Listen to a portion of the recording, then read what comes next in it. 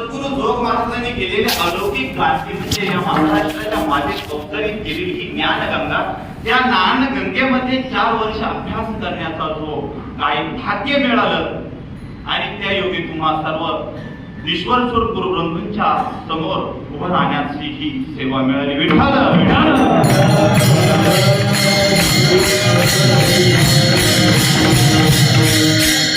ऐका, जोग महाराजांनी क्रांती केली, जोग महाराजांनी क्रांती केली. महाराज जोग महाराजांनी क्रांती केली तरी कोणती? जोग महाराजांनी ही क्रांती केली की शेतकऱ्याच्या पोरानं यावं, या ठिकाणी फेटा बांधावा आणि कीर्तन करावं. ही जोग महाराजांची क्रांती. महाराज जोग महाराजांची क्रांती म्हणजे सांगायचं जर झालं तर या ठिकाणी मी तुमच्या पुढे बोलावं एवढा माझा अधिकार नाही. कारण की वयाच्या 10वी पर्यंत गळ्यामध्ये माळ नव्हती, 11वी पर्यंत हातामध्ये कधी काळा घेतलेला नव्हता. आता तुम्ही कीर्तनकार म्हणताय, हा तुमचा गोड गैरसमज आहे. कीर्तनकार गळे मी काही नाही, कारण की अक्षरशः परमेश्वर बाबा आले होते. आमच्या घरामध्ये सगळेच माळकरी सुद्धा नाही. हा वस्तुस्थिती मला हसण्यासारखं त्याच्यामध्ये काही नाही. आम्ही प्रवाहाच्या बाहेरची माणसं, प्रवाहामध्ये आलो. ती क्रांती कोणाची आहे? ती सद्गुरु जोग महाराजांची. कारण की मी शाळा शिकलो, कॉलेज शिकलो, अजूनही काही काही शिकलो असतो. शाळेमध्ये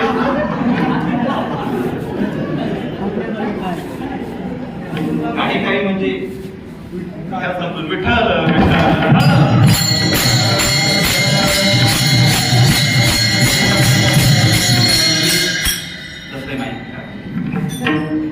बोलण्याचा वाचार्थ वेगळा निघत असेल आणि ते लक्षार्थ वेगळा काढत असेल, म्हणून मी विनोद होत असेल. अजून तरी केला नाही, पण झालं तर महेश मानस आम्ही बेटामध्ये सोबत राहतो म्हणून होत असेल तर ते बी कळा ना. संगतीचा परिणाम म्हणजे आम्ही रोज संध्याकाळी म्हणजे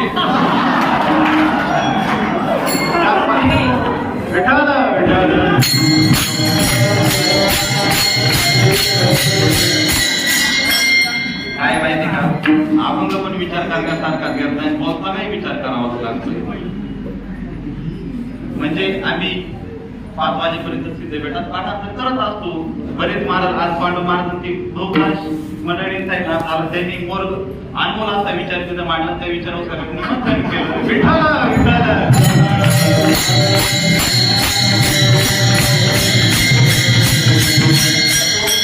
अभंगाच्या पवित्र साखळीमध्ये प्रवेश करण्यावर अभंगाचा सरळ भाव तुमच्या पुढे ठेवून जातो. काय माहिती का, आपल्या संस्थेला 105 वर्षाची परंपरा लाभलेली आहे आणि ही निष्कलंक आणि उज्ज्वल परंपरा आहे. या परंपरेमध्ये येण्याचं सद्भाग्य जे प्राप्त झालेलं आहे, तुमच्या पुढे मी जे बोलतोय ते फक्त या ठिकाणी 4 वर्ष अभ्यास केल्याचं जे काही फल असेल ते तुमच्या पुढे पदरात किंवा तुमच्या पुढे मांडणार आहे. त्याच्यामुळे तुम्ही व्यवस्थित कान देऊन ऐका, कारण की श्रोत्याचे कान जर चांगले असतील तर वक्ता त्यामध्ये यथोचितरित्या जाण टाकतो.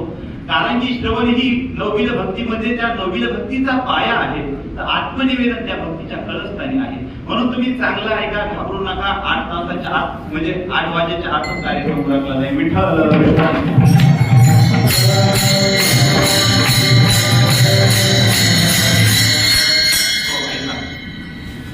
तुकोबराय सांगताय अभंगाच्या प्रथम चरणामध्ये की भवसिंधू पार करावया क्षणोक्षणा हाची विचार करावा. म्हणजे या भवसागरातून पार जायचंय ना, तर विचार करायचा आहे. पण हाच जर करायचा आहे का तुकोबराय, हाच कोणता विचार? अभंगाच्या दुसऱ्या चरणामध्ये नाशिवंत देह जाणार, नाशिवंत हा देह क्षण भंगुरी जाणार आहे आणि दिसता देह जाणार नाही तर सगळं घेऊन जाणार आहे. नाशिवंत देह जाणार सगळं आणि तिसरा विचार त्यांचा आयुष्य खातो काळ सावधान. सावधानतेचा इशारा कधी कधी दिला जातो. सावधान, पुढे अपघाती वळण आहे आणि सावधान. हुशार एकदम विठ्ठल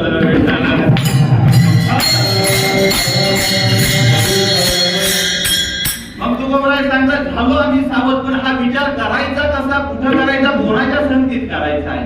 तर तो विचार संत समागमी धरावी आवडी आणि करावी तातडी परमार्थी. संतांच्या समागमामध्ये आवड धरायची आणि त्या ठिकाणी तातडी करायची. नाही तर लोक याच बाबतीत तातडी जास्त करतात. सप्त्या गावाकडे असलं की सप्ताह कीर्तन उरकायच्या अगोदर पंक्ती धरल्या जातात. करावी तातडी परमार्थी. मग तुकोबराय आम्हाला या ठिकाणी एवढं करा सगळं करा सांगितलं, मग काही न करण्यासारखं आहे का? तुकोबराय म्हणतात इहलोकीच्या व्यवहारे, त्या इहलोकीचा व्यवहार आहे कारण की सगळं कलह माजलेला आहे आणि धुंदीत जडलेली आहे. कोणाला सत्तेची धुंदी आहे, कोणाला पैशाची धुंदी आहे, तर कोणाला अहंकाराची धुंदी आहे. मग ही धुंदी डोळ्याला चढू देऊ नका. तुका म्हणे इहलोकीच्या व्यवहारे नये डोळे धुरे वरून का नाशिवंत देह जाणार सकळ आयुष्य खातो काळ सावधान. या सगळ्याचं फल काय आहे अभंगाचं? करावया पार भव सिंधू विठ्ठल.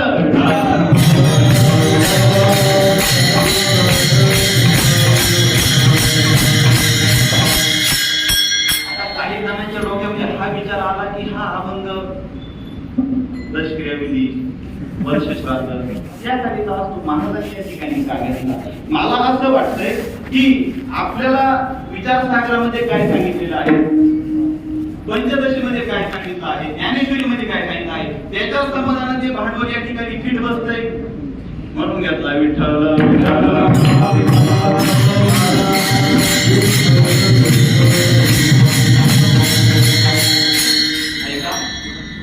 मग या ठिकाणी अभंगामध्ये विचार कोणाला करायला लावलाय? विचार हा मनुष्याला करायला लावलाय. कारण की पशु हे विचार करू शकत नाही, कारण की विचाराची शक्ती त्यांच्याकडे नाही. कसं काय माहिती का? आता समजा दृष्टांत सांगायचं झाला की समजा एखादा व्यक्ती आहे आणि तो त्याला रस्ता माहिती नाही, तो चाकणला चाललाय आणि त्याने विचारलं की मला चाकणला जायचं, मला रस्ता माहिती नाही, मला रस्ता सांगा. तर एखादा जण म्हणेल महाराज तुम्ही डोळे झाकून या रस्त्यानं जा, तुम्ही ते चाकणला जा. पण मग आता त्याने त्या वाक्याचा लक्षात घेतला नाही, त्याला वाचायला घेतला, त्यानं डोळे झाकले आणि तो रस्त्यानं सरळ निघाला. इंद्रायणी हॉस्पिटलच्या पुढे रस्ता वाकडा झाला, गटारात गेला. म्हणजे त्याने एका जणांनी केला, लक्षातही घेतला, ते म्हटलं की त्या ते सांगितलं त्या तो पुढे गेल्यानंतर बायपास लागला, त्या ठिकाणी त्याला परत डोकं खाजवायला लागलं. अरे महाराज सांगितलं डोळे दाखवून आता इकडे लागतात, इकडे लागतात, जायचं कुठं? त्याला काय करायला लागला? त्या ठिकाणी विचार करावा लागला.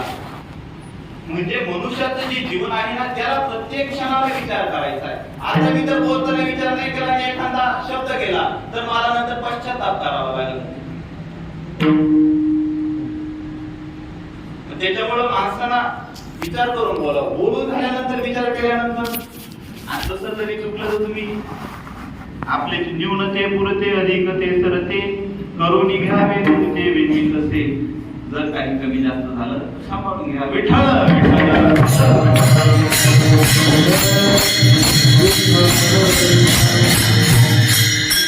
आपण त्या मनुष्याला त्या ठिकाणी विचार करावा लागला, मला आता कुठं जायचंय.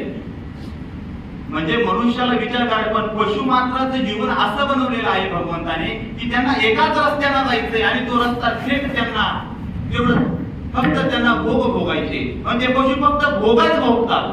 पशु काय बाबा पुण्या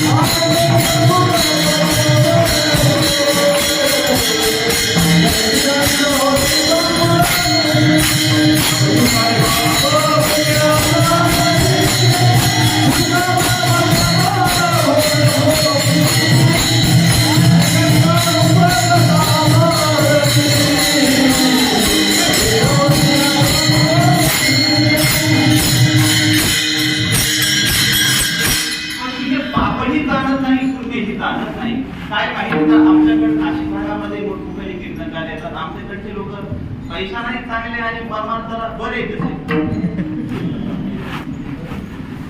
चांगलेचे आणि देवृत्नाथाच्या गावाचे काय मोठे मोठे संस्थानिक किंवा मोठे मोठे महाराज लोक गावाला कीर्तनाला येतात. लोकांचा भाव एवढा नसतो, लोक महाराजांची पूजा करतात. महाराजांची पूजा करतात यात नवले महाराज घरामध्ये जाण्या अगोदर त्या गाडीचीही पूजा करतात. महाराज घरामध्ये गेल्यानंतर एखादं कुत्र येतं आणि ते म्हणतं वा पूजा बिजा मस्त झाली पण अभिषेक राहिलाय. विठ्ठल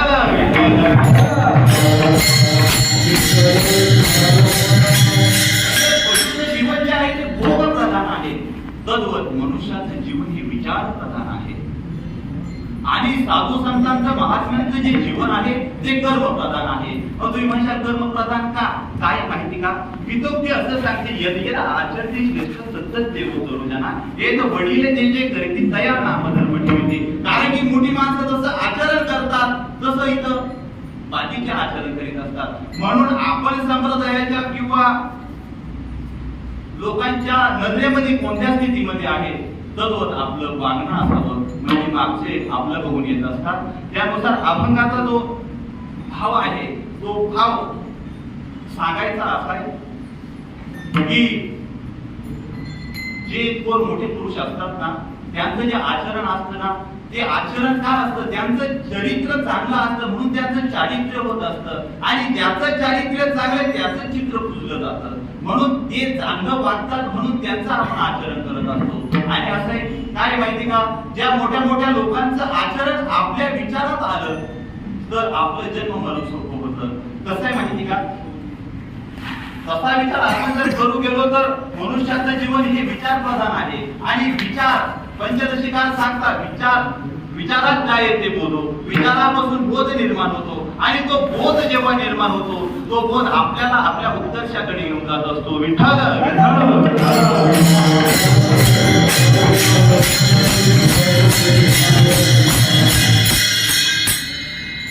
ऐका, आता तुम्ही या ठिकाणी मी तुम्हाला प्रश्न करतो. तुम्ही संस्थेत आले पण संस्थेत बसण्याच्या अगोदर संस्थेत बसण्याचा विचार तुमच्या मनात आला का तुम्ही अगोदर आले? विचार अगोदर आला. कारण की विचाराचं खूप मोठं महत्व आहे. कारण की ज्याचा विचार चांगला त्याचाच आचार चांगला. आचार म्हणजे लोणचं नाही, आचरण. काय बरोबर महाराज एखाद्या वेळेस ते वाचन लक्षात त्याच्यामुळे मी विचारच करून बोलतोय. विठ्ठल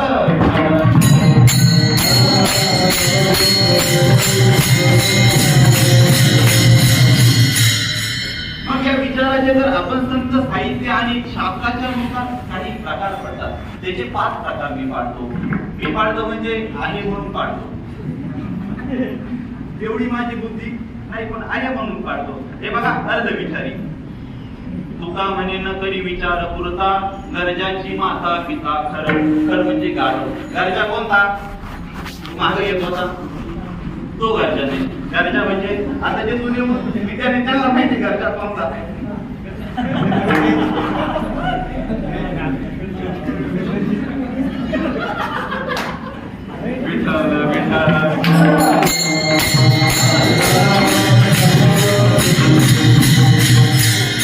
गरजा म्हणजे गरजवंत. काय माहिती का, गरजवंताची स्थिती अशी असती जर त्याला गरजच असते ना तो कोणताही विचार करत नाही. समजा त्याला पैशाची गरज आहे तो सावकाराकडे जातो आणि सावकार ज्या भावाचं व्याज बोलेल त्या भावामध्ये तो पैसा घेऊन येतो आणि नंतर ते व्याजच त्याला खातं आणि संपून टाकतं. व्याज भयानक असतं. व्याज म्हणजे ऋण. म्हणजे देवऋण असो, संत ऋण असो, पितृऋण असो, ते ऋणाचे प्रकार पडले. पण आपल्याला त्या प्रकारात जायचं नाही, आपल्याला विचाराच्या प्रकारात यायचं. मग विचाराचा दुसरा विचार भाग पडला, दुसरा प्रकार पडला तो म्हणजे पश्चात विचारी. तुका म्हणे आधी करावा विचार शूरपणे तीर मोकलावा. तुकोबराय म्हणतात की आधी विचार करावा. ज्याप्रमाणे आपण बघा बोललो ना, बोलून विचार करण्यापेक्षा अगोदर विचार करावा. तो झाला पश्चात विचारी. मग विचाराचा तिसरा प्रकार पडतो. तिसरा प्रकार म्हणजे निरर्थक विचारी. आता निरर्थक विचारासाठी गर्दवस्य अंगपुष्टे गती रोमानी संधी. काय झालं माहिती का, आमचा तालुका सिन्नर आहे आणि असं पहिल्या वर्षाला असताना मी सिन्नरच्या बस स्टँडवर होतो. महेश महाराज काय झालं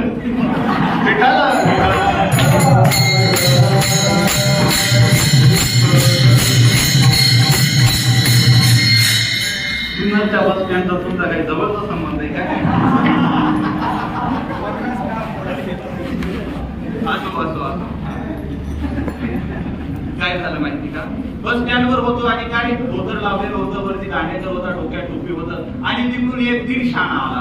मग तो दीड शाणा आला, तो म्हटला महाराज तिथे म्हणजे महाराजाला लोकांना असं येतच काढायचं आलं. मग ते म्हटलं ते स्टँड मध्ये गाडं होतं आणि त्याने विचारलं महाराज आता त्याला काही संस्कृत जमणार नाही, ते संस्थेत आल्यामुळे मी शिकलो म्हणून ते वाक्य संस्कृत मध्ये बनवलंय.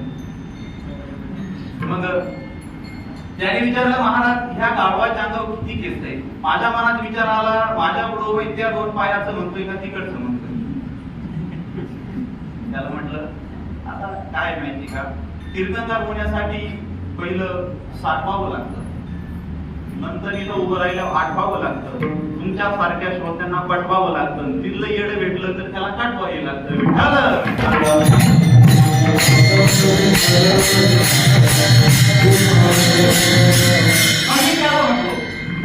या गाढवाच्या अंगावर 3,33,333 केस आहेत. ते म्हटलं महाराज कसं काय, म्हटलं मोजून बघ. आता ते गाढवाच्या संगीत गाढवत ते गाढव घरी घेऊन गेलं आणि मोजीत बसलं. नंतर आता हे 14 वर्ष आता असं ते एका सिंगरच्या बस स्टँडवर उभा होतो. ते म्हटले महाराज काय खुशाल कुठं बोलता तुम्ही. म्हटलं काय झालं, म्हणजे महाराज मी त्या गाढवाच्या अंगावरचा एक एक एक केस मोजला, पण ते भरले 3,33,333 पुढे येते. त्याला म्हणलं गाढवा ते गाळाले असतील, माणसाचे गाळा त्याचं गाढवाचं काय.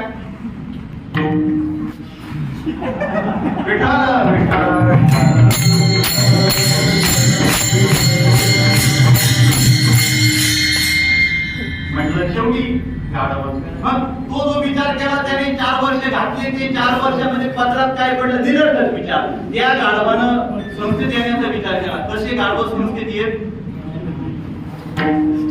माऊली गाढव संस्थेत येत नाही.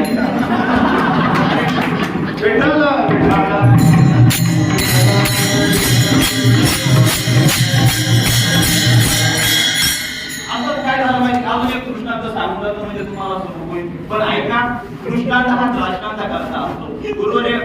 गुरुवरे बाबा पाठामध्ये सांगत असतात काय माहिती का, श्रोत्याचे 2 प्रकार असतात. श्रोता एक वाघासारखा असतो आणि एक कुत्र्यासारखा असतो. काय एक दृष्टांत असतो ना, मग काय एखाद्याला समजा आपण एक दगड घेतला आणि वाघाला मारला, तो वाघ आपल्याकडे येईल. पण आपण कुत्र्याला फेकून मारला तर ते कुत्र त्याच्या मागे धावतंय. म्हणून दृष्टांता मागे अजिबात धावायचं नाही, त्याच्या मागे असलेला सिद्धांताकडे आपल्याला यायचं. ऐका, त्या निरर्थक विचाराच्या संबंधाने अजून एक तुम्हाला दृष्टांत सांगून जातो. काय झालं माहिती का, आमच्या गावाशेजारी एक मोठी कीर्तनकार आहे. ते भरपूर कार्यक्रमाला फिरत असतात. मग सुट्ट्या होत्या, म्हटलं चला याची व्यवस्था होती, थोडंफार हे मिळतं, बसले महाराजांच्या गाडीत चालले कार्यक्रमाला. असं बघून गावात एक बाबाच्या मनात विचार आला, म्हणे महाराज मला यायचंय. आणि महाराजांना कार्यक्रम मुंबई भागात जास्त असतात. मग ते म्हटले महाराजांनी टाळलं, पण म्हटले घेऊन गेले वा एकदा. मग कीर्तन सुटला आणि महाराजांच्या एका मित्राकडे भेट द्यायची होती. अपार्टमेंट असतात, मधल्या 50-60 मजले असतात. मुंबई भागामध्ये खूप मोठे मजले असतात. कोकणी महाराज काही वेगळे घेतात. विठाला विठाला विठाला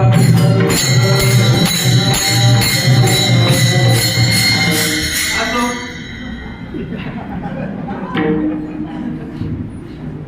मग काय झालं माहिती का, त्या ठिकाणी आता बाबांचं वय जास्त होतं. बाबा म्हटले महाराज मी काय वर येत नाही, तुम्ही जाऊन या. मग महाराजांसोबत आम्ही लिफ्टनं वर गेलो आणि बसलो.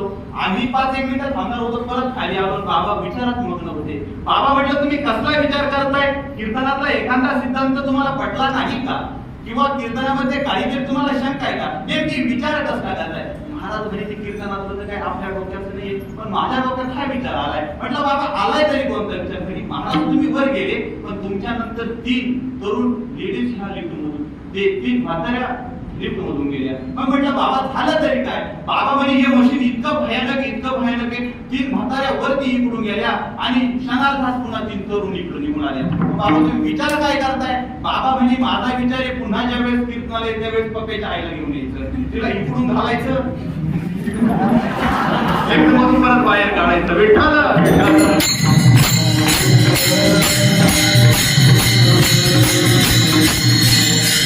विचार झाला, याचं काही फल आहे का. निरर्थक विचार. पण आता चौथा जो प्रकार आहे तो अनर्थक विचार. आता अनर्थ विचाराच्या संबंधाने काय माहिती का, शास्त्रामध्ये एक दृष्टांत सांगला जातो. महिष्या शृंगयो मध्ये मम शीर प्रवेशती नवा. काय, एका गवळीवाडा होता, त्या गवळ्यात म्हशी होत्या, म्हशी, आणि तो म्हशी सोडून द्यायचा चालायला, आणि त्याच्याच शेजारी थोडं जवळ एका व्यक्तीचं घर होतं आणि तो त्या ठिकाणी राहत होता. पण त्या म्हशीमध्ये एक अशी वाकड्या शिंगाची म्हैस होती आणि याच्या डोक्यामध्ये एकच विचार, ह्या म्हशीच्या शिंगामध्ये माझं डोकं शिरल का न शिरल. तो 2-4 महिने विचार करीत होता. पण काय झालं, त्याचा मेहुणा आला. बरं का दाजी, त्याचा मेहुणा आला आणि तो म्हटला, दाजी कशाचा विचार करताय. दाजी म्हणले, महिष्या शृंगयो मध्ये मम शीर प्रवेशती नवा. तो म्हटला, दाजी काय माहिती का, म्हशीच्या शिंगामध्ये डोकं घालायचं नुसते विचार करून काय, ते प्रात्यक्षिकच केलं पाहिजे. आता शेवटी मेहुण्याचं आणि दाजीचं नातं येत असतं. आता दाजी जुन्नरचे, पण त्यांची सासूरवाडी सिन्नरचे ना, आम्ही सिन्नरचे, म्हणून आम्ही त्यांना दाजी म्हणतो. आम्ही दाजी म्हणायला लागल्याबरोबर अख्खा नाशिक जिल्हा दाजी म्हणायला लागला, आणि त्याबरोबर अख्खा पाटण, अख्खी संस्था आता त्यांना दाजी म्हणते. विठ्ठल विठ्ठल.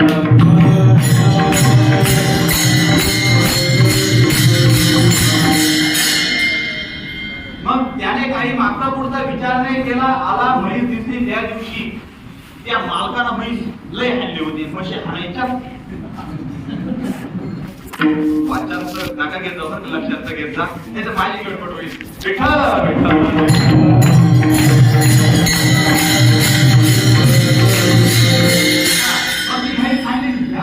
म्हशीच्या डोक्यात शिंगाट डोकं घातलं आणि म्हशीनं असा निसटलाय. आमच्या नाशिकच्या भाषेत म्हशीनं तो बोंगा केलाय. म्हशीनं तसा बोंगा केलाय. उचलला, आपटला, त्याचे हात मोडले, पाय मोडले. आणि मग त्यावेळेस आसपासचे लोक जवळ झाले, म्हणे, अरे येड्या, आधी तो विचार कसा नाही केला. तो म्हणे 4 महिने विचार करीत. काय विचार करीत होता, महिष्या शृंगयो मध्ये मम शीर प्रवेशती नवा. अरे हा विचार असला काही विचार करतात का. हा कोणता विचार झाला, अनर्थक विचार झाला. यानं पदरामध्ये दुःखच पडलं. अजून जुने कीर्तनकार अनर्थक विचाराच्या संबंधाने एक दृष्टांत सांगतात. उन्हाळ्याचे दिवस होते, गावाकडचं वातावरण होतं, चांगली रात्र पडली होती आणि त्या काळामध्ये पंख्याची व्यवस्था नव्हती आणि एक दाम्पत्य होतं. पुरुषाचं वय 55 असत आणि त्या महिलेचं वय 50 असत. आपण त्याला आजी आजोबा म्हणू. आजी आजोबा, उन्हाळ्याचे दिवस होते. आजी आजोबांनी मस्तपैकी अंगणामध्ये खाट टाकली होती आणि ते त्याच्यावर खोबडले होते. चांगली रात्र होते आणि आजोबाच्या मनामध्ये विचार आला, अरे तसला नाही रे, विठाला अरे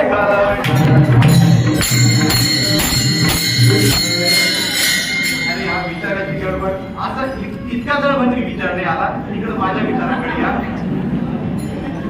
ऐका, आजोबा म्हटले, समजा शांत झाला का.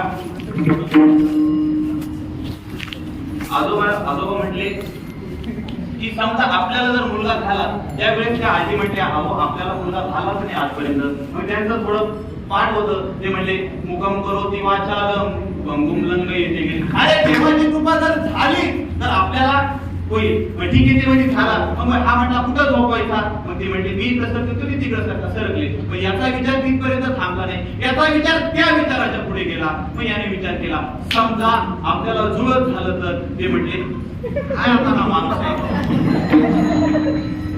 झालं तर काय करायचं माहिती का. मी इकडं सरकार, तुम्ही थोडं आणखी तिकडं सरका. हा जसा सरकला तिकडून नाली होती, नालीत जाऊन अटकला, दगड मोडलं, हातपाय मोडले. म्हणजे नसणारे मुलं तर एवढं दुःख देत असतील तर असणारे किती देत असतील. विठ्ठल.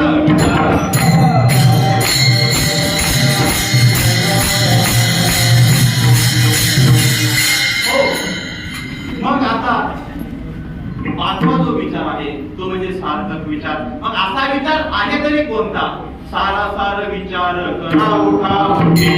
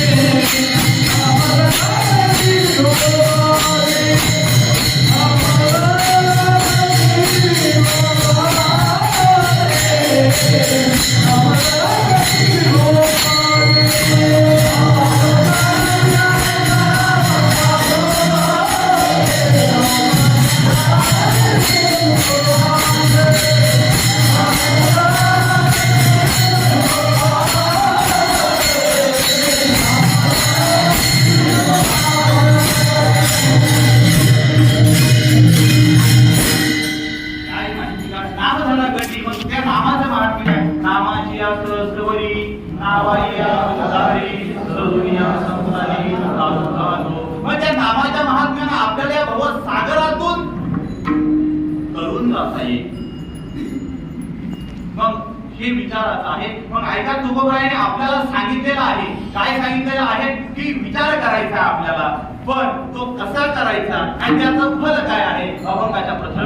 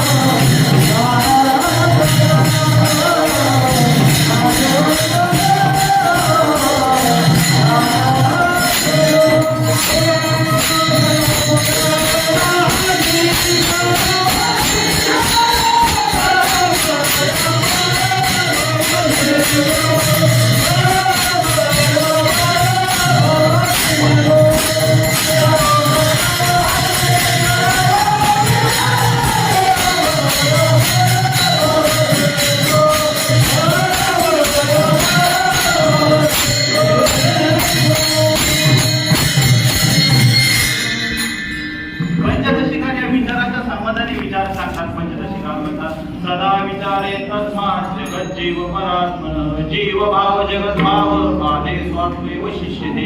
पंचदशिका सांगतात तुम्ही 3 गोष्टींचा विचार करा. ऐका, कोणत्या कोणत्या 3 गोष्टी लक्ष द्या बरं का. हे बघा, जीव, जगत आणि परमात्मा. कोणत्या 3 गोष्टी? परमात्मा. पण त्यांनी सांगितलं जीव आणि जगत या ठिकाणी बाद होतोय. आपल्याला विचार सागरामध्ये किंवा पंचदशीमध्ये समाधीकरण शिकवलं जातं. त्या समाधीकरणाचे 2 प्रकार पडतात. पहिलं समाधीकरण बाद समाधीकरण आणि दुसरं समाधीकरण म्हणजे समानाधिकरण. दुसरं समानाधिकरण म्हणजे मुख्य समानाधिकरण. ते काय वयामानानुसार होत असतं.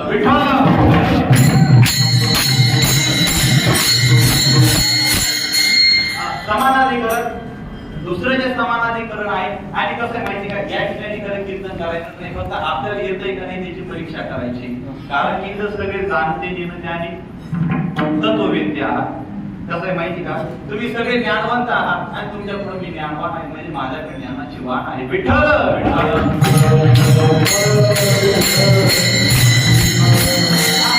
ऐका काय माहिती का, आपण सांगतोय की सदा विचार आहे तस्मात् जगत जीव परात्मन.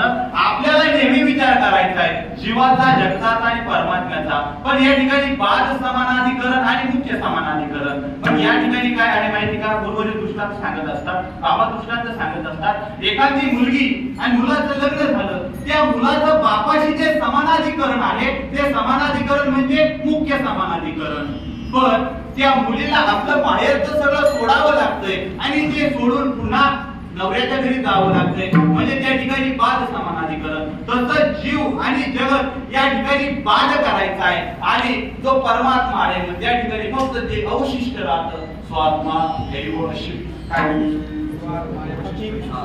सदा विचारे सत्मा जगत जीव परात्मन जीव भाव जगत भाव पाजे स्वात्म एक विशिष्टते. काय माहिती का ते आपल्याला सवय नाही जास्त वेदांत सांगायची. विठ्ठल काय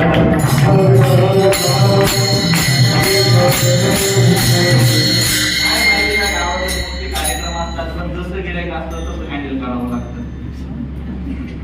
इकडं दडप येतं महाराज पण इथं दडपण येतं. कारण की इथला एक श्रोता म्हणजे तिथल्या हजार श्रोत्याच्या बरोबरीचा आहे.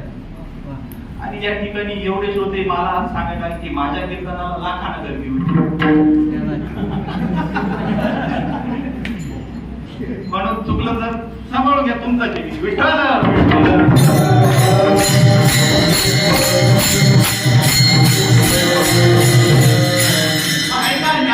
सुद्धा म्हणतात कोणता विचार मी हा कोण करावा विचार म्हणे ज्ञानेश्वर निवृत्तीचा. वारकरी संप्रदायाचे अध्वर्यू अधिष्ठान ज्यांचं आमच्या नाशिकच्या त्र्यंबकेश्वरला समाधी स्थान त्या निवृत्तीनाथ दादांचे शिष्य म्हणजे आपले ज्ञानोबराय म्हणतात की आपल्याला विचार करायचा आहे मी कोण आहे. मी कोण आहे. आता इथल्या पोराला जर विचारलं कोण आहात आपण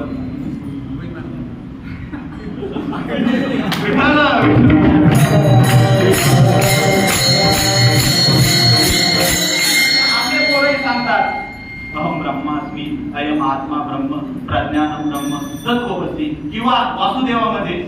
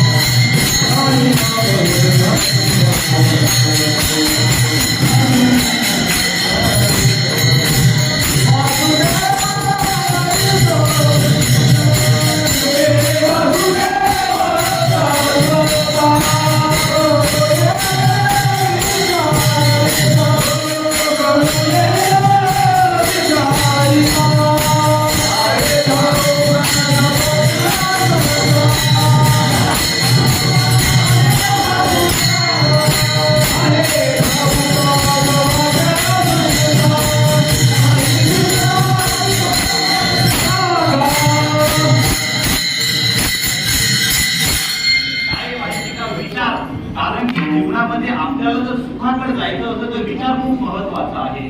कारण की संत प्रमाण असं सांगते विचारावाचून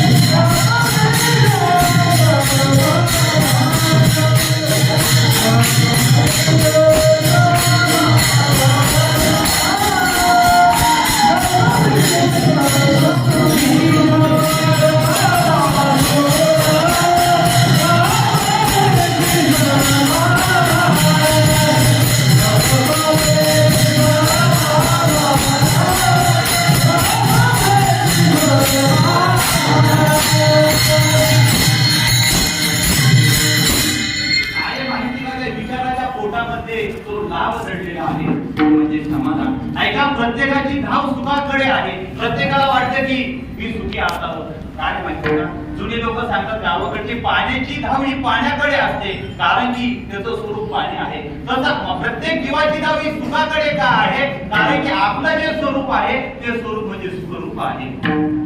मग ऐका काय प्रत्येक सुखाकडे धावतो. गुरुजी श्रीनिवासनी सांगत असतात लोक सुखा करतात सत्यनारायणाची पूजा करतात. कोणी असं दिसले का ज्यांनी दुःखा करता सत्यनारायणाची पूजा घातली. आमच्याकडे तर नाही होत तुमच्या भागात तर होत असेल तर कुठेच होत नाही. प्रत्येकाची धाव ही सुखा करताच आहे. मज लावी तो भावे भावे न जीवे. प्रत्येकाची धाव सुखाकरता. पण ऐका, सुख सुख सुख आहे तरी कुठं काय माहिती का? शांतता धरा. विठ्ठल विठ्ठल.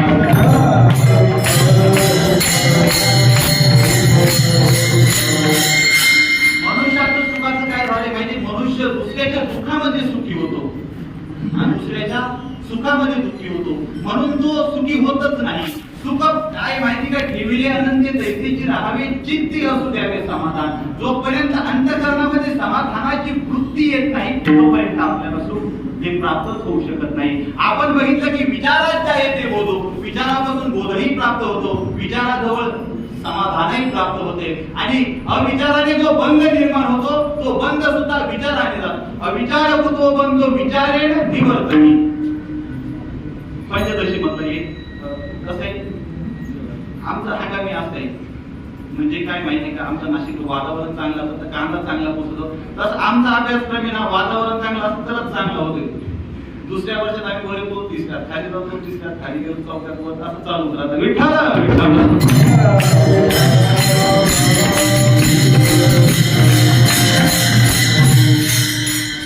आपण त्या विचाराच्या संबंधाने विचार करतोय की काय विचार करतोय आपण, की त्या विचारापासून आपल्याला ह्या गोष्टी मिळतात. पण आपल्याला सिंधू पार करून जाण्याकरिता विचार करायचा, आणि तो कसा करायचा क्षणोक्षणाहाची करावा विचार. आणि सिद्धपीठामध्ये असतो बऱ्याच दिवसापासून. तिथं एका विद्यार्थ्याने प्रश्न केला, महाराज मग हा क्षणोक्षणा का वापरला या ठिकाणी? त्याला कारण आहे की ज्ञानोबा हरिपाठाच्या पहिल्या भागामध्ये म्हणतात की देवाची द्वारे उभा क्षणभरी देणे मुक्ती चारी साधल्या. मग ज्ञानोबा म्हणतात की देवाच्या दारामध्ये क्षणभर उभं राहिलं ती 4 मुक्ती मिळतात. हे शक्य आहे का?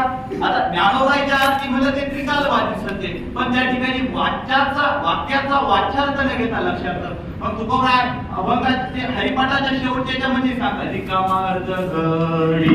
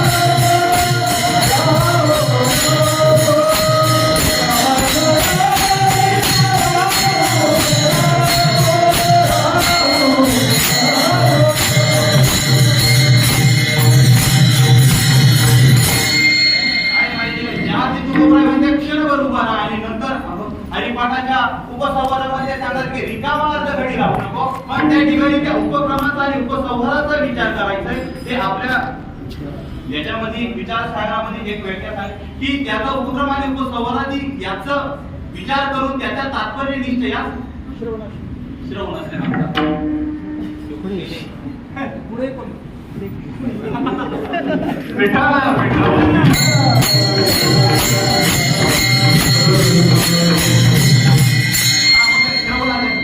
त्याच्याद्वारे काय तात्पर्याचा निश्चय होतो. या ठिकाणी आपल्याला जे तात्पर्य घ्यायचंय त्यांचं म्हणणं आहे की आयुष्यभर, आणि या ठिकाणी काय माहिती का? ब्रह्मदेवाचं एक दिवसामध्ये म्हणजे एक दिवस म्हणजे एक कल्प आहे. त्या एक कल्पामध्ये 14 इंद्र मरतात. हे पण अमृत पिणारे तर चहा म्हणून घ्या. विठ्ठल विठ्ठल.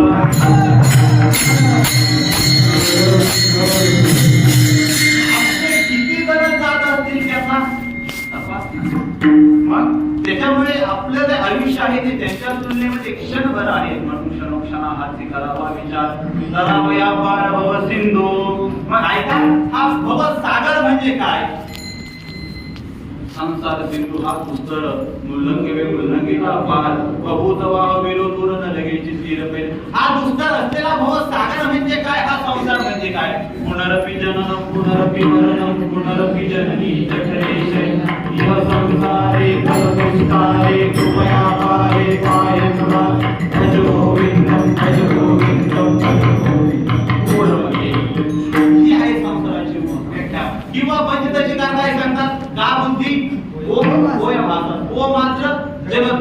इति निर्णय तो मोह स्वयं संसारिष्ठते. हे जगत काय, आत्मा काय याच्या संबंधी निर्णय न झाल्यामुळे जो मोह होतो त्याला संसार म्हणतात. किंवा पंचदशी मध्ये अजून एक व्याख्या सांगितली जाते. नाट्यम नित्ता युवावता आवरणां जन्माशुभे वज्रंतो जन्मो जन्म मुले नैव निवृत्ती. म्हणजे मनुष्य या चक्रामध्ये पुन्हा जन्माला येणं आणि पुन्हा मरणं याच्यामध्ये भ्रमत राहणं म्हणजे हा एक प्रकारचा संसार आहे. मग या संसारातून पार जाणं हे आपलं ध्येय आहे. कारण की त्याच्या वाचून आपल्याला आपल्या आत्मस्वरूपाचं ऐक्य प्राप्त होणार नाही, सुख प्राप्त होणार नाही. मग ज्ञानोदय केला त्यामध्ये सुखाची व्याख्या सांगा.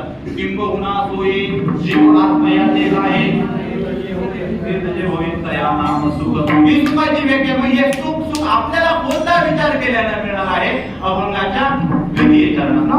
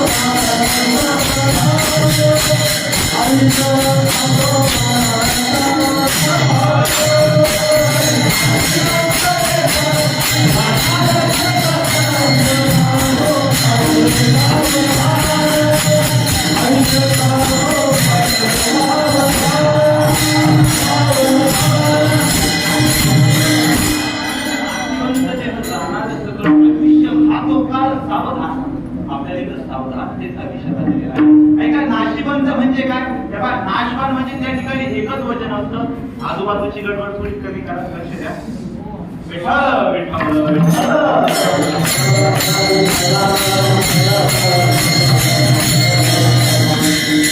ऐका, नाशिवंत आणि नाशवान. हे बघा, नाशवान म्हणजे त्या ठिकाणी कमी मध्ये असतं किंवा एक गोष्टी म्हणा किंवा थोडं असतं त्याला नाशवान म्हणतात. पण ज्याच्यामध्ये अनंत येतं त्याला नाशवंत म्हणतात. मग ते ज्ञानाच्या ठिकाणी लावा, ज्याच्या कमी ज्ञान तो ज्ञानवान, आणि ज्याच्यात भरपूर ज्ञान तो ज्ञानवंत. ज्याच्यात कमी धन धनवान, आणि ज्याच्यात भरपूर धन तो धनवंत.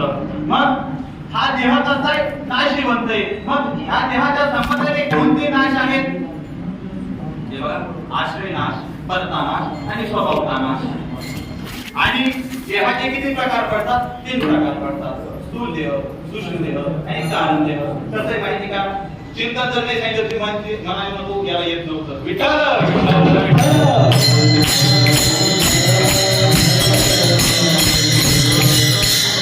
ऐका, मग जो स्थूल देह आहे त्या स्थूल देहाचा नाश पंचदशी सांगतात. पितृभुक्तान्वजात्वीर्या जातोन्यनैव वर्तते देहस्त्वन्नमयनात्मा प्राप्तवर्गम तदा भावत. जो अन्नापासून निर्माण झालेला जो देह आहे तो अन्नानेच वाढतो. अन्नाने म्हणजे ते भागा अन्न होते कुठे ते अन्नाने अन्नाने पांडव अन्न पांडव अन्न तर काय बाजू लोक लागायला भेटायला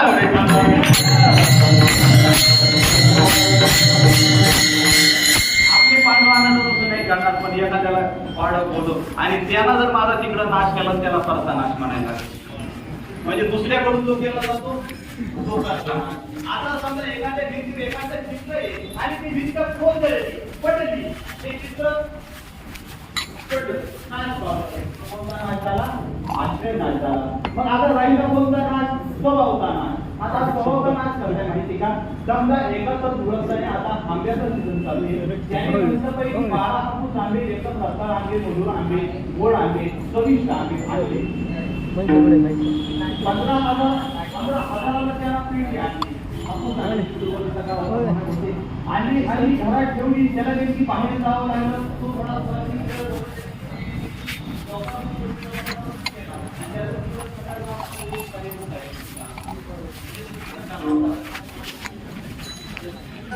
विठ्ठल विठ्ठल.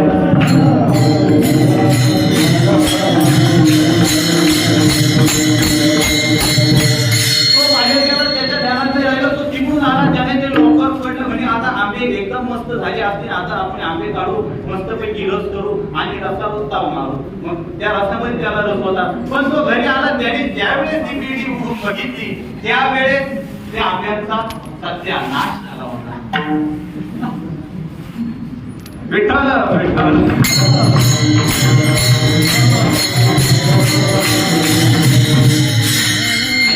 मग त्या आंब्याचा जो नाश झाला तो नाश म्हणजे स्वभावता नाश. तसं हे शरीर एक तर दुसऱ्याला मारलं तर परता नाश. गाडीत बसून पुढे जाऊन धडकलं आश्रय नाश. आणि काही काही झालं तर एक ना एक दिवस हे जाणारच आहे.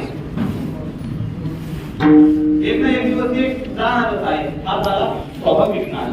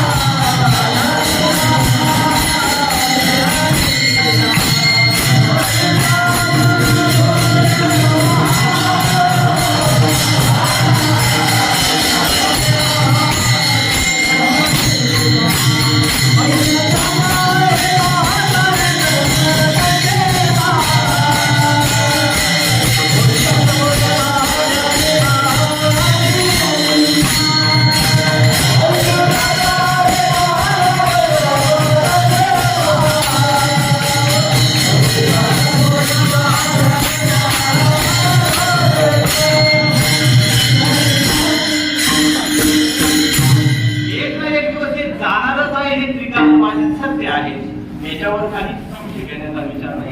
पण ज्ञानोबराय या समाजामध्ये देव आहे. आपल्या 13व्या अध्यायामध्ये परीक्षेला आलं होतं 3ऱ्या वर्षाच्या ध्यानात देऊन का बघा हे पुढच्या वर्षी तुम्हाला येणार आहे.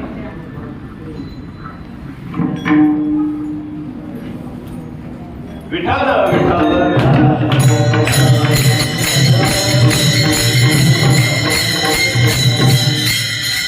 देह जो पापाचे झाले कर्माचे गुणी गुंतले बहुतच चाकी सुधले जन्म मृत्यूच्या एक काळजाची तोंडी घातली लोणियाची हुंडी माशी पंख पाकडी तव एक झाले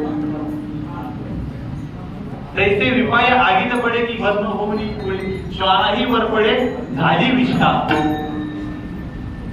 विठ्ठल विठ्ठल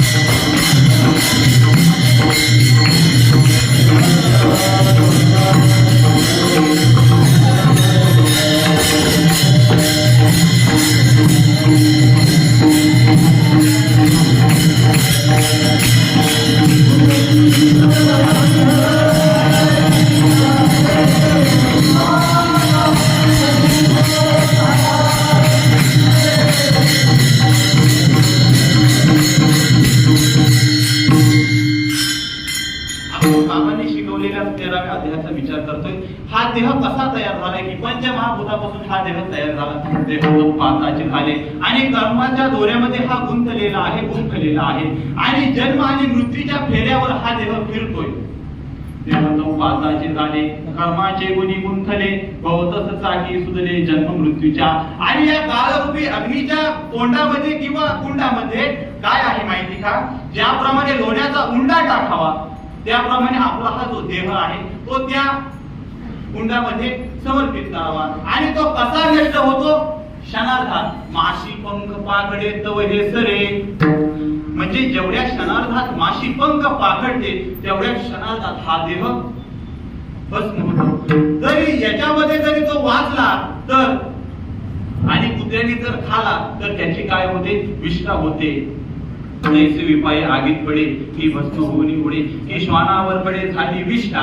समजा हा देह आगीमध्ये भस्म नाही झाला इतरत्र त्याची म्हणजे असं होऊ नये कोणाच्या संबंधाने पण झालं तर तो देह कुत्रे खातात आणि कुत्र्यांनी खाल्लं तर त्याची काय होते? विष्ठा होत असते. नाही का? आणि या चुके दोन्ही काढला. समजा तो अग्नीतही नाही पडला आणि तो भस्मही नाही झाला आणि कुत्र्यांनी जरी नाही खाला तो होय भूमीचा पुंजा तो पिढ्यांचा गंध होत असतो आणि या देहाची अशी स्थिती होत असते. पण इथं जो आत्मा आहे ना तो नित्य सिद्ध अपायसा अनादिपणे हा आत्मा जो आहे ना आत्मा तो अनादी आहे नित्य आहे आणि त्याच्याद्वारे आपल्याला विचार करताना आपण ह्या आत्मस्वरूपाचा विचार केला पाहिजे आणि त्या विचाराच्या मध्ये आपल्याला आपला आत्मउद्धार होईल आणि आपलं निश्चित तत्वाने आपल्या जीवनाचं कल्याण होईल. विठ्ठल विठ्ठल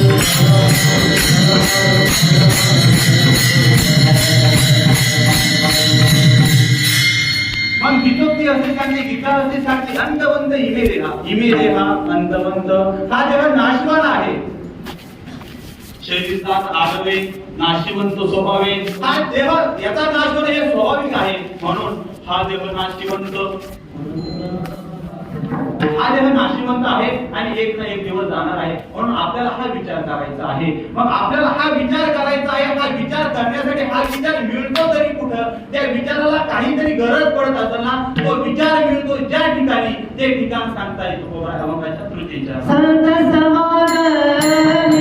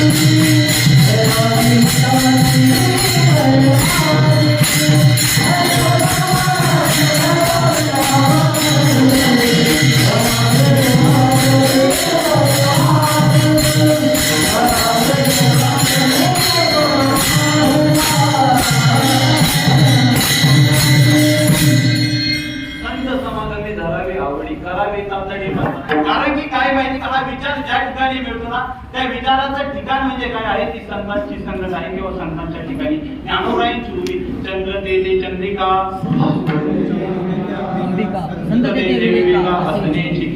हा जो विचार आहे तो विचार म्हणजे विवेक आहे. संत संगतीने हा आत्मा अविनाशी आहे, त्या व्यतिरिक्त सर्व चंचल आहे असा दृढ निश्चय तो विवेक तो आपल्याला संतांच्या जवळ मिळत असतो. म्हणून आपण संतांच्या संगतीमध्ये आवड धरायची आणि याच ठिकाणी आपल्याला परमार्थाची तातडी करायची.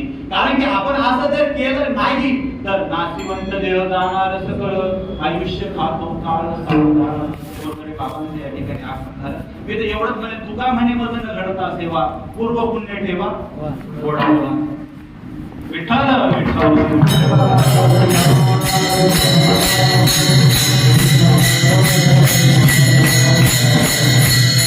ऐका,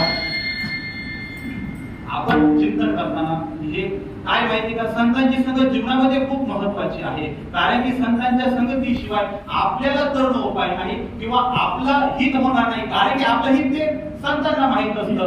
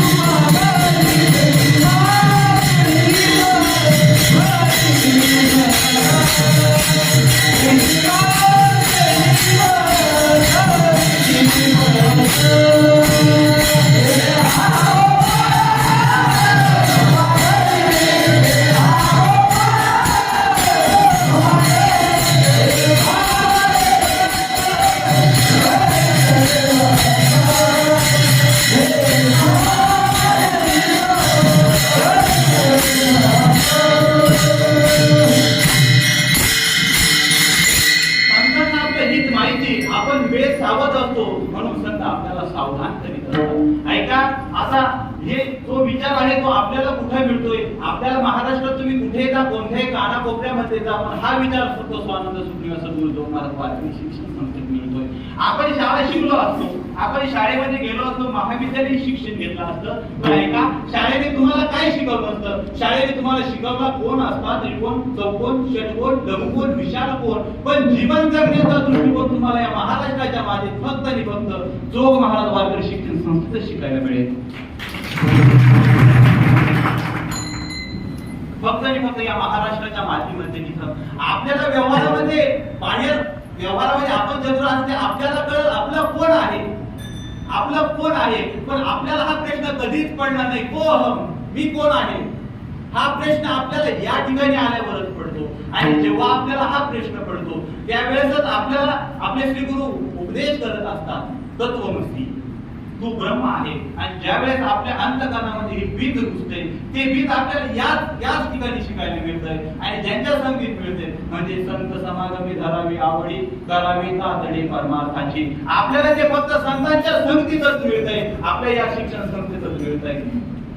आपण विचार करतोय की हा देह नाशवान आहे, जाणार आहे, मग आपल्याला विचार करायचा आहे की संत समागमी धरावी आवडी आणि करावी तातडी परमार्थाची. लोक नाना ठिकाणी तातडी करत असतात, ज्या ठिकाणी करायची नाही त्या ठिकाणी तातडी करत असतात. पण खरी तातडी ज्या ठिकाणी करायची ज्यामुळे आपण उद्धार पावणार आहोत. आपण समजा आपल्याला सद्गुरू मिळाले तर आपण म्हणू तद्विधी प्रतिपादेन परिप्रेष्टेन सेवया उपदेक्षन्ति ते ज्ञान ज्ञानेन तत्वदर्शिन. आपण त्यांच्याकडे गेल्यानंतर आपण त्यांची सेवा केली पाहिजे अगोदर, मग ते आपल्याला उपदेश करतात. पण नाटाच्या वर्गात सांगितलेलं आहे की आपल्याला उद्धाराची जी तळमळ आहे आपल्या अंतःकरणात तळमळ असली पाहिजे की काय मी उद्धार पावेन, काय मी उद्धार पावेन.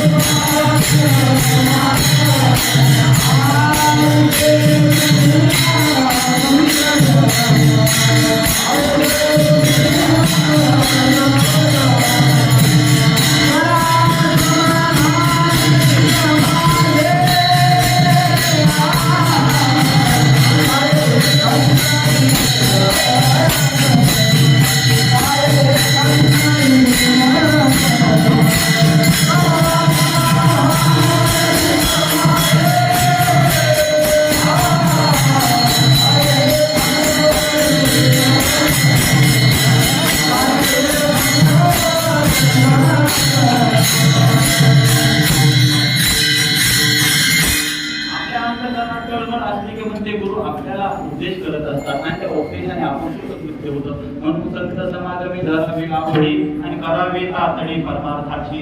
2 मिनिटं त्या देवाचं ज्याच्यामुळे आपलं अस्तित्व आहे अकारण पूर्ण फक्त वांछा कल्पतरू रुक्मिणी प्राण संजीवत भगवंताचं आपण गोड चिंतन. विठोबार कुमारी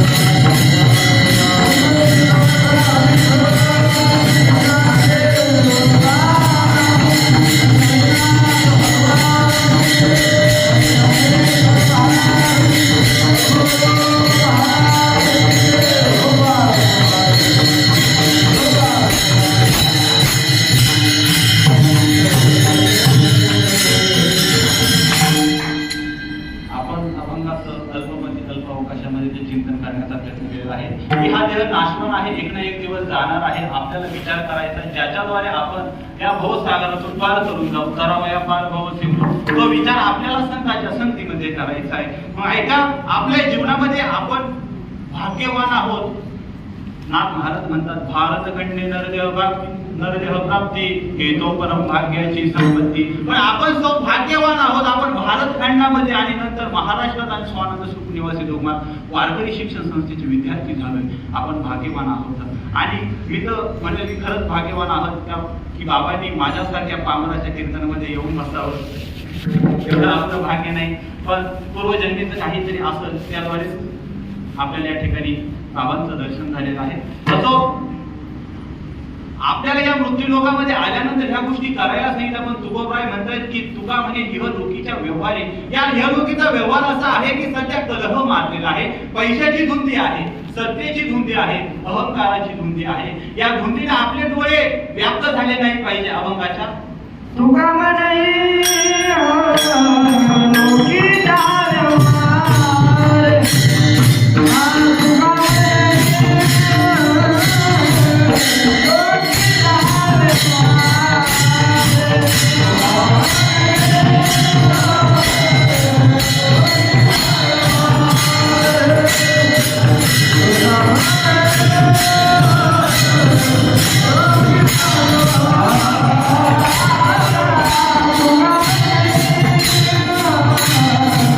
Oh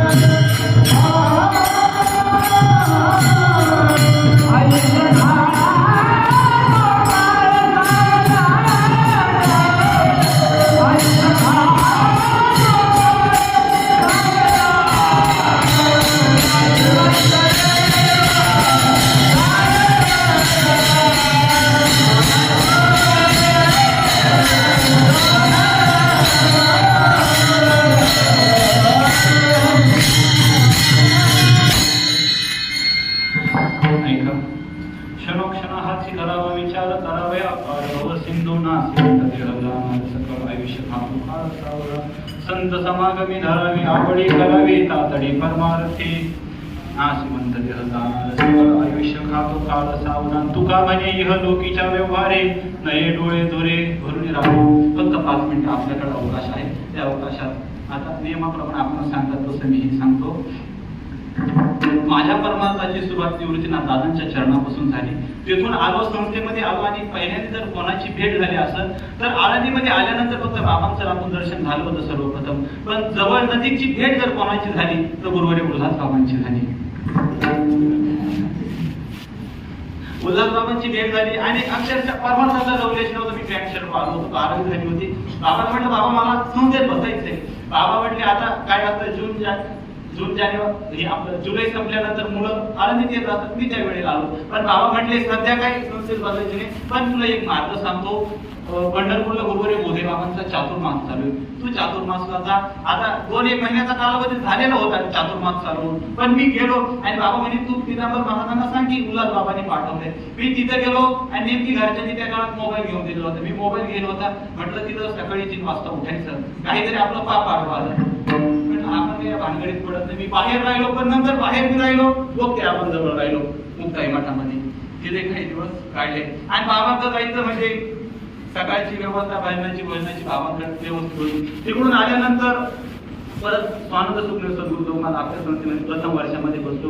गुरुवारी भास्कर बाबांनी आपल्या अज्ञानमय जीवनामध्ये ज्ञानाचा प्रकाश केला. आणि गुरुवारी बाबांनंतर गुरुवारी मोठे माऊली म्हणजे साक्षात आपली आई आहे.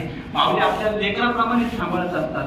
लेकराचे गीत वाहे माऊलीचे चित्त अशी मोठ्या माऊलीची स्थिती आहे. नंतर शिंदे माऊली आले. शिंदे माऊलीचं माझ्यावर विशेष प्रेम असायचं. मग शिंदे माऊली नंतर मग दुसऱ्या वर्षामध्ये पदार्पण केलं. दुसऱ्या वर्षामध्ये गेल्यानंतर सकाळी प्रेमाचा पाठ आणि संध्याकाळी गुरुवारी बाबांचं म्हणजे एक प्रकारची शांतीचाच पाठ असायचा. आपलं जीवन कृतकृत्य झालं.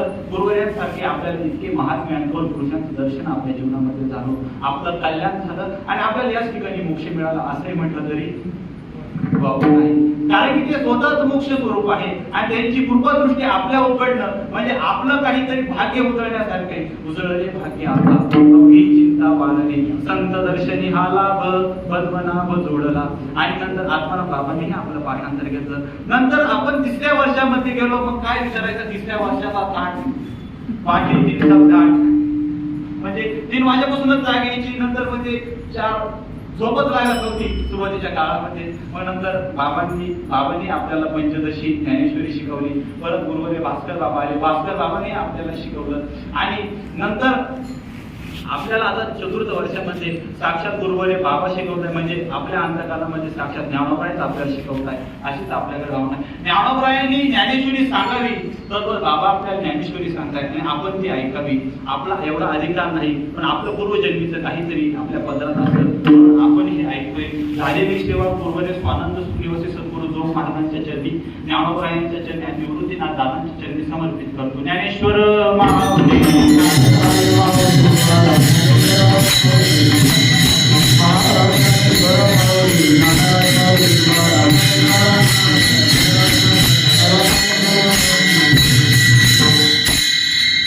नंतर आपल्याला चंदेली नानाही आपल्याला शिकवण्यासाठी येणार आहे. आणि परमेश्वर बाबा आपल्याला चालीचा पाठ शिकवत असतात. गुरुवारीची आपल्या अनंत कृपा आहे. पितांबर बाबाही असतात आपल्याला. पितांबर बाबाही मार्गदर्शन करत असतात, शिकवत असतात. आणि तद्वत आपण सर्व गुरुबंधू आपल्याला या ठिकाणी मार्गदर्शन करतच असतात. आणि तद्वत आपल्या बाबांबरोबर जे बाबांना काचेच्या भांड्यासारखं सांभाळतात असे आपले गुरुवारी समानच आपल्याला ते पण सीताराम बाबा बी आपल्यावर प्रेम करतात. आणि बाबांचं माझ्या सेवेला येणं म्हणजे खरंच माझं काहीतरी पूर्वजन्मीचं असं म्हणूनच या ठिकाणी मला ही संधी मिळालेली आहे. बाबांची कृपा माझ्यावर झालेली सेवा गुरुवाऱ्यांच्या चरणी सद्गुरूंच्या चरणी समर्पित करतो. नातरी पालक बोबडा बोले का वाकुडा वेचुका पावले ते तोंड करून मावलेली जेवी. जर काहीतरी बोलण्याच्या ह्याच्यामध्ये जर एखादा शब्द वेगळा गेला असेल तर उदाहरणार्थ करून तो शब्द पत्रात घ्या आणि माफ करा. झालेली सेवा पुन्हा एकदा समर्पित करतो आणि सेवेला पूर्ण वेळा. जय विठ्ठल जय हरी.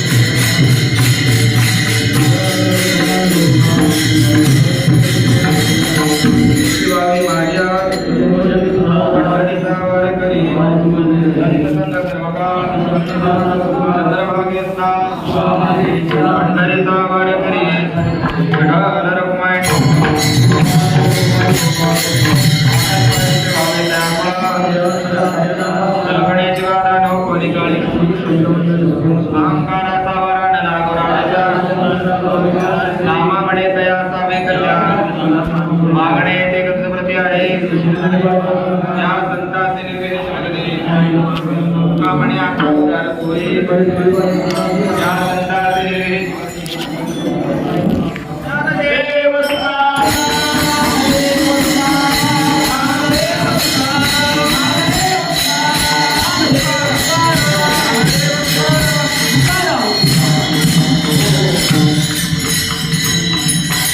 सागरीचे नावडे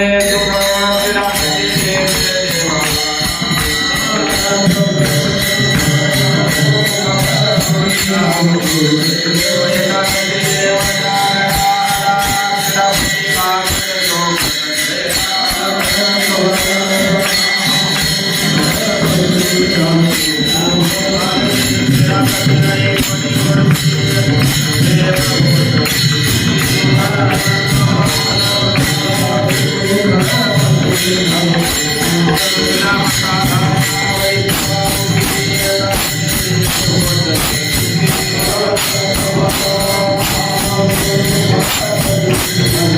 श्री